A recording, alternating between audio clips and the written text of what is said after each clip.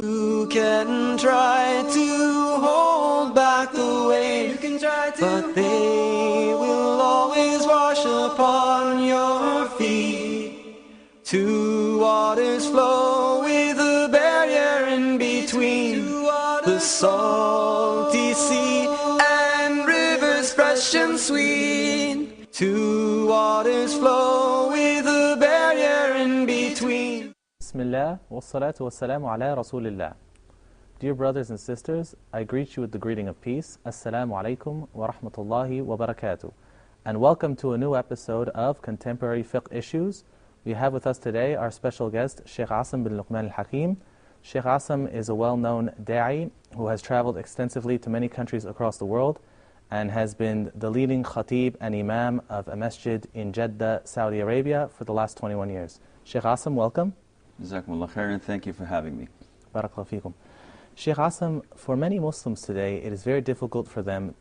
They find themselves dealing with issues that aren't necessarily dealt with directly in the Quran and in the Sunnah. We went to the street to find out the opinion of the common Muslim on this issue of fiqh al-nawazil or contemporary fiqh, to see what they had to say about it. Let's go to the footage. Allah Ta'ala, Allah Ta'ala. What do you know about fiqh al-nawazil? Bismillah ar-Rahman ar-Rahim.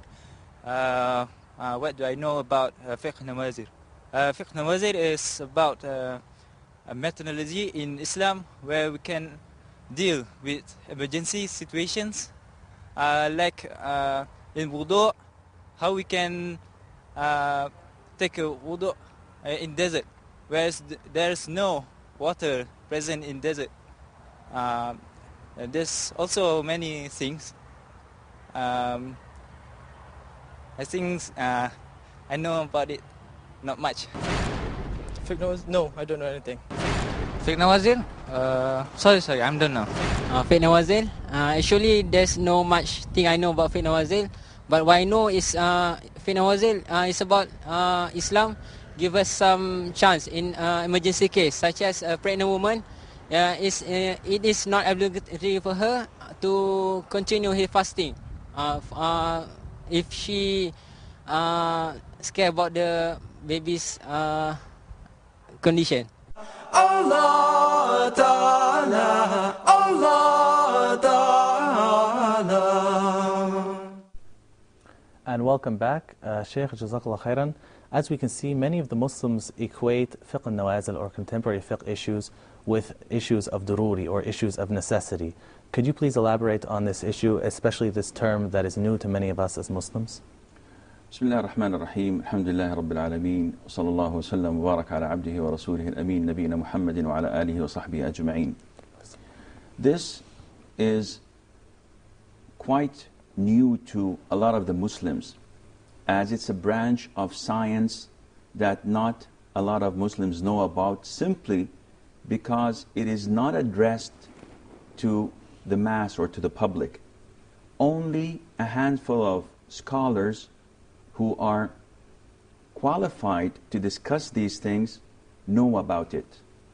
Yet, this branch of fiqh is very important, because we know that jurisprudence or Islamic fiqh is divided into a number of categories.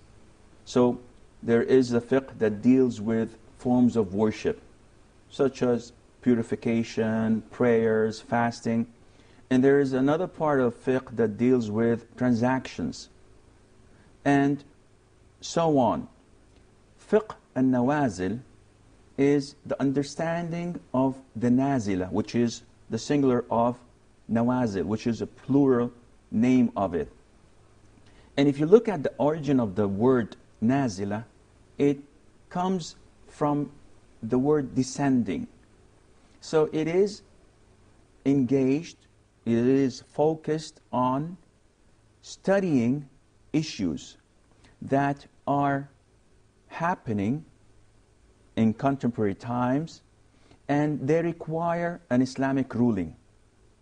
So there are things that happened at the time of the Prophet ﷺ, and the Quran either answered them, addressed them, or the Prophet ﷺ himself gave the verdict or the Islamic ruling on them. But Islam is a religion that's being revived on and on. It's a living religion. It's not something that is suitable for a particular time or a specific location. It's reoccurring. Things that are reoccurring need to be addressed over and over again. And that is why we need to strive to know the ruling of the Sharia on a particular incident. This is where an-nawazil come in. And there is this terminology of fiqh an-nawazil, which is a general and broad sense of an-nawazil and looking at them. And there is a specific one, which is an-nawazil al-fiqhiyya, which talks only about the incidents that deal with fiqh. So what's the difference? It's very simple. Fiqh an-nawazil, it makes you understand how to deal and treat things that are contemporary.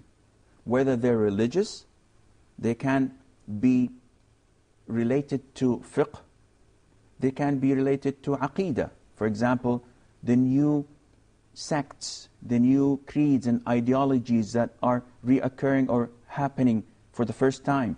So this is a nazila that has to be studied thoroughly, and then the verdict would be given. There are things that take place in language, and it's also considered to be a nazila. There are innovations, inventions that are not related to Islam. So these are all called nawazil, and you have to understand how to deal and treat them. What we're focusing on is an-nawazil al-fiqhiyya. And if you look at the word an-nawazil itself, you can look at it from a number of directions. For example, there are, as I've mentioned earlier, looking at them in respect to topics. So is it fiqh, or is it linguistic, or is it science, or is it creed and aqeedah? You can look at it in terms of its importance, because there is a nazila that it is extremely important that you have to be very careful when tackling. For example, if it's political, or if it's relating to the welfare of the whole ummah, with respect to when it's about an individual. So this is a nazila, and the other one is also a nazila, but it's a different weight and size. Reoccurrence. You can look at it from the angle of how many times that has happened.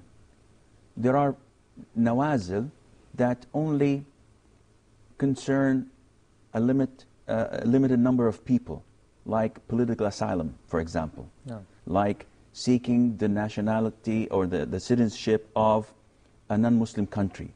This is addressing a limited number of people. But there are also something that happens a lot to Muslims, like praying in the airplane. This is something that did not take place at the time of Prophet ﷺ, so we have to give a particular ruling to in this regard. There are things that happen in between. We need to look into them, such as bank accounts, credit cards, etc. So it depends on how you look at it. And of course, the final angle, or one of the angles that you can look at this topic as well, is whether it has an origin that took place at the Salaf's time, or it's completely new. Salaf meaning earlier generations? Yes, that's exactly what I meant. Because, for example, if you look at Sperm's Bank, they never had anything, they never anticipated having anything like this. So this is something that's completely new. But if you look at some forms of transactions, such as Bay' al-Murabaha, which is a Murabaha transaction, and it's a sort of Islamic financing. Well, this had an origin to it at the time of our predecessors, but it's not exactly as they discussed it. So we have to look into these things, dissect it, analyze it, and then give the ruling of it. Ahsanallahu ilaykum. So what we understand then is that fiqh nawazil or nawazil fiqhiyya is, in general, it's a contemporary issue. It's something where we look at modern day issues and we're trying to understand how Islam can deal with these issues, because there's no direct ruling found in the Quran or in the Sunnah. How does this fall back on the fundamentals of the religion, or looking at the fundamentals when dealing with deciphering these rulings? When the scholars go and issue a ruling, how does it go back to the fundamentals? Can you please explain for us? Okay, that's a good question. We have to understand, first of all, that it's exactly what you've just mentioned that made these issues come up to the top.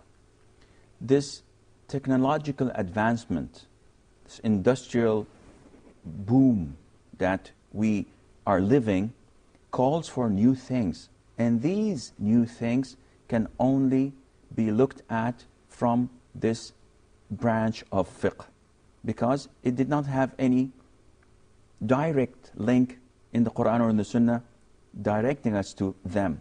And that is why scholars had to put a lot of effort trying to figure out how to give the ruling on such topics and issues. And I believe, I don't know if you share this with me, but I believe that this shows us how strong Islam is and how compatible it is to all times and to all places. I believe that it is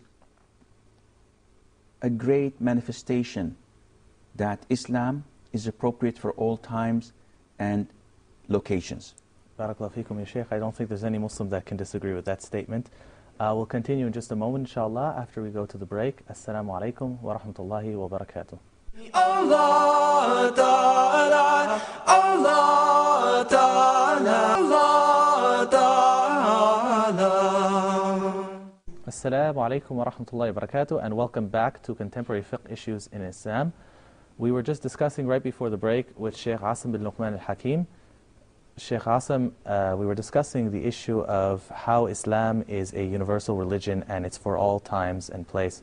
And one of the miracles of Islam is that it can adapt with an essential look at its fundamentals when addressing any issue, no matter how big or how small. How do Muslims deal with these new issues, these contemporary issues when they come about? Is there a procedure to follow? Is there certain steps that we have to look towards? I completely agree with the concept, as you've mentioned before the break, that there's no Muslim who does not believe that Islam is suitable for every time and place. I may disagree with this statement because I know that with the influence of different ideologies, there are a number of Muslims who beg to differ. And they think that Islam, it should be isolated in a masjid. It should be kept behind walls. It has nothing to do with finance, politics, economy, art, etc. Thinking that Islam is only restricted to the time of the Prophet ﷺ. This is not true. Islam is suitable for all times simply because Allah Azza wa Jal is the source of Islam. And He created us, and He knows what is the best thing for us. Secondly, the Prophet ﷺ, our Prophet, is the seal of prophethood. So there's no prophet or messenger after him, which means that this is the final religion of Allah. The Quran is the final revelation, and this has to go on till the end of time. Therefore, Islam is suitable for all times and for all places. And from this, we understand that a great responsibility lies on the shoulders of scholars who have to contribute positively, and they have to strive and put a lot of effort so that they could give the people the best solution that is stemmed from the Quran and from the Sunnah. And which also calls us to apply Islam in all aspects of our life, not only in our forms of worship, prayer, fasting, etc., but also in politics, in economy, in running the country, because Islam is a way of life. It's not only forms of worship that should be isolated in a masjid or segregated from our life. Barakallahu feekum, ya Sheikh. Sheikh, but who are the scholars that we should be looking up to when we want answers to these questions? We find many people going with sincere and earnest desire to find a result, whether it be an issue of insurance or issue of healthcare or issues of banking, and we find them going to scholars who many times seem to be leading them astray. So how can we know the righteous scholar and the sincere scholar over the scholar who's basically giving fatwa and giving verdicts for a checkbook every month? Well, a proper scholar is a person who has the characteristics of a scholar in the sense that he has the knowledge, the proper knowledge. It's not necessarily that he's articulate or he can deliver a beautiful speech. It's not necessarily that he's a good orator, but he has to possess the tools of knowledge, of Islamic knowledge, that gives him the way or the means to give fatwa. So he has to be knowledgeable in Arabic, and without Arabic he cannot be a scholar. No. He has to be knowledgeable in fiqh, so he has to know the different schools of thought and what they contributed in our great religion. He has to be extremely knowledgeable in the fundamentals of fiqh, known as usul al-fiqh, which gives him an overview of Islam as rules and guidance that he must follow. He has to be knowledgeable of contemporary issues, so he cannot give fatwa without knowing where this came from. And this is why, if someone asks us, is there a process that we should follow to give a fatwa on such new incidents? And the answer is yes. There is a lengthy process, and there are a number of conditions that should be fulfilled. And among them, you have to visualize an incident. So if you're a sheikh, and someone comes to you and says, what's the ruling on X, Y, Z? And you have no idea what X, Y, Z means. If you, like a lot of the people do nowadays, if you shoot from the hip and say, it's haram, it's forbidden, or if you say it's halal, it's permissible, you're wrong in both ways. And it's a form of oppression in either way, because you're either making the religion too easy for someone or too difficult for someone. Exactly. You have to know what the person asking you the question means. It's not enough for you to say yes or no. So when someone asks you about something, you have to visualize it. If he tells you about a financial transaction and you don't know anything about it, he has to explain it. If he asks you about a medical procedure, and you're not a doctor, you're not a physician, you have to ask a physician to explain it to you until you visualize it and have a 360 degrees understanding of it. So basically, ya Sheikh, we need to have a communion or a union between the scholars of Islam and the scholars of the field which are in question. So if we have a question regarding economics, we need not only a scholar of Islamic jurisprudence to help understand the situation from an Islamic point of view, whether it's permissible or not, but we also at the same time need a scholar of economics to make it clear for the Islamic scholar what exactly that issue entails, and likewise issues of medicine or issues of cosmetics and so on. Is that correct? This is completely correct.